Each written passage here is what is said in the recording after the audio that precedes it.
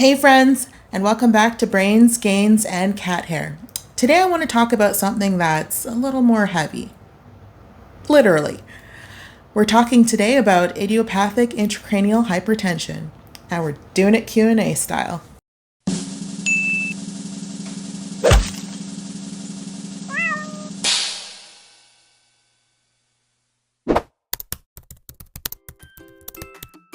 So what even is IIH? IIH, or Idiopathic Intracranial Hypertension, is a long fancy name for when there's basically too much pressure around the brain and there's no known cause, like a tumor or a brain bleed. Basically, imagine having a balloon filled with a lot of water in your brain, and it's just getting bigger and bigger and bigger. Eventually, you're going to feel the pressure of that fluid in your head, and it's quite uncomfortable. Well, most days it really doesn't affect me. I'm fine. I'm able to get up, walk around, do basic things that most people are able to do. And basically, it's unnoticed most of the time. But when the pressure does eventually build up to the point where it's actually starting to cause symptoms, it does get quite uncomfortable for me. So for example, I get headaches, I get really annoying tinnitus in my right ear, and I sometimes get black spots in my vision if the pressure is really extremely high. I don't really feel it all the time, but sometimes when it does flare up, it is quite bothersome for me. So, how does my ADHD affect this? Well, it's very important with IIH that you remember to track your symptoms. Tracking your symptoms basically allows you to figure out if your IIH pressure is increasing or it's decreasing. I don't remember to track my symptoms. That classic ADHD forgetfulness and procrastination constantly get in the way. And so a lot of the time, it kind of comes without warning when the headaches and the tinnitus come about. But it is something that I am working on figuring out, and hopefully I get a system eventually that is effective in helping me manage my IIH. I was actually diagnosed with this completely by accident. I was actually in Jamaica on vacation at Dunn's River Falls, of all places, and I had a seizure. Seizure is totally unrelated to my IIH, but when I had the seizure, they were wondering if maybe it was caused because I had hit my head. And it turns out I didn't hit my head, and my CT scan was completely fine, but they did find what's called a secondary empty sella sign. And basically what that is I'll put it in a diagram here so it's a little easier to visualize. So the pituitary gland actually sits in a little space at the base of the skull called the sella. And what happens is basically the fluid causes the pituitary gland to get pushed down and flatten out. So basically on imaging, it shows an empty space. That's why it's called an empty sella. Oh boy, the Canadian healthcare and my GP have been hoops and hurdles to jump through when it comes to getting taken seriously with IIH. So to basically start, IIH is actually a pretty rare occurrence in people. My GP was actually very dismissive about my IIH symptoms and said, oh, well, everybody gets headaches, so you don't need to worry about that. Dude. Nobody gets headaches for like weeks at a time. Yeah, well, basically he was super concerned about the seizure, and so he referred me to neurology. The wait list to see a neurologist in the province I live in is ridiculously long, and I don't know when I will see a neurologist about my IIH.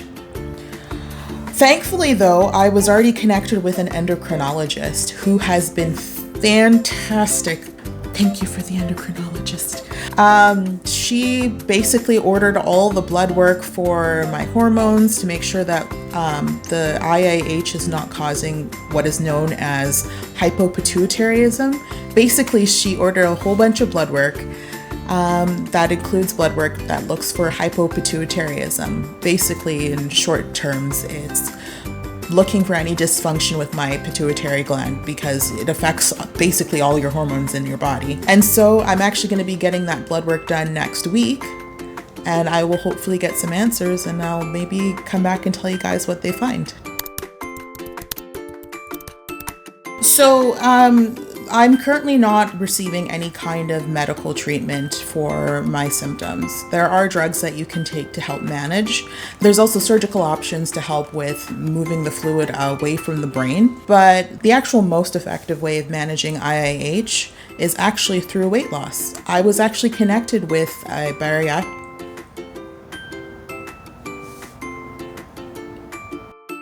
Sorry, Luna was hunting there for a second. So as I was saying, that the most effective way of managing IIH symptoms is actually through weight loss.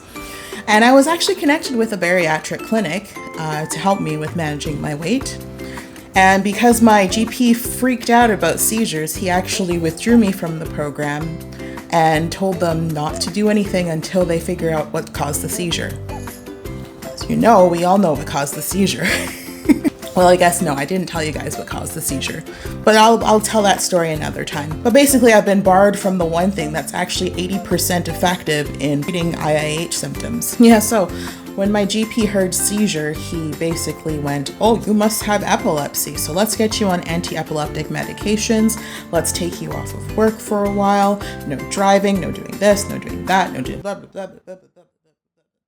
Well, I was trying to explain to him over and over that this isn't an epilepsy problem. It's actually a pressure problem in my brain, and I need to relieve that pressure somehow. What's frustrating to me is that because it's such a rare disorder, oh, look, Luna's here. So I think part of the problem that this has been such an issue with getting treatment is because it's so rare, not a lot of doctors know how to treat it. And so we have to basically sit on wait lists to see a specialist. And in Canada, there are not as many doctors available, so the wait lists can get pretty long. Basically, on bad days, it's a total shutdown for me. All the lights have to go off. There's no noise, no kind of stimulation because it really upsets my head.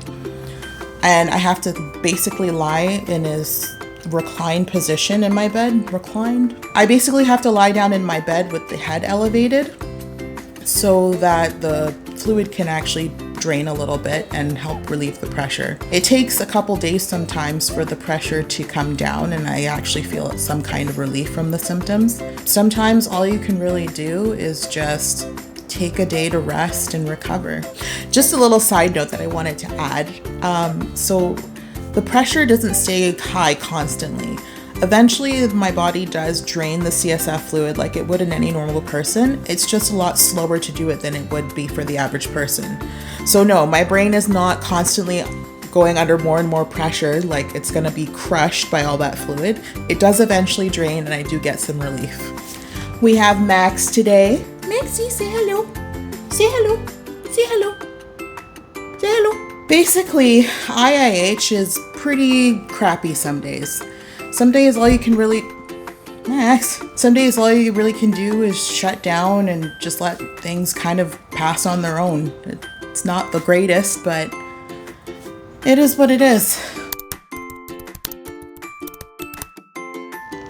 The first thing I want to say is that I'm so sorry that you're going through this. And if you've had an experience like me where you've been dismissed or your symptoms have been downplayed by a doctor or you're on waiting lists, waiting to see specialists, please just hang in there. I know that you'll find the right sort of relief. I wish you the most luck and hang in there. We are going to get through this together. And if you decide later down the road you want to do brain surgery, have a shunt put in, you want to start doing meds, you want to lose weight, you're welcome here all the same.